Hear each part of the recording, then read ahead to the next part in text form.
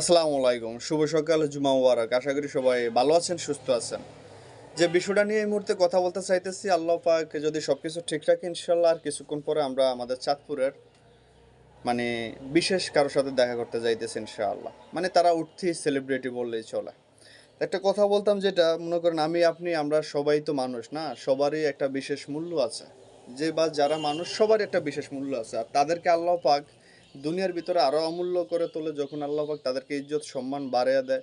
বাকি একটা অবস্থানে যখন তাদেরকে নিয়ে যায়, তখন তাদের একটা অবস্থান যখন ভালোর দিকে যায়, তখন তাদেরকে আমরা অন্যভাবে দেখি।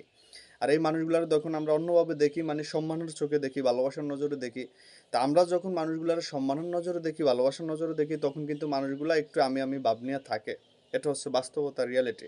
আর যে মানুষগুলা অতিরিক্ত সম্মান পাওয়ার পরও, অতিরিক্ত ভালোবাসা বহন করার পরও নিজে নিজের জায়গা থেকে চুপ থাকে, রিল্যাক্স থাকে এবং নিজেকে একদম মাটির মানুষ মনে করে, একদম সাধারণ থাকার চেষ্টা করে, এরাই মূলত অসাধারণ সুন্দর, অসাধারণ স্মার্টনেসের পরিচয় দেয়।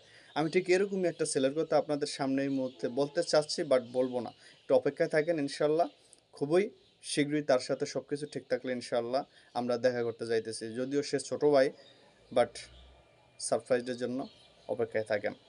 একটু এমআরপি আয়ানের দিকে ফলো করেন, ইনশাল্লাহ খুব শীঘ্রই সে আসতেছে আমাদের সামনে। সবাই দোয়া করবেন আমাদের জন্য।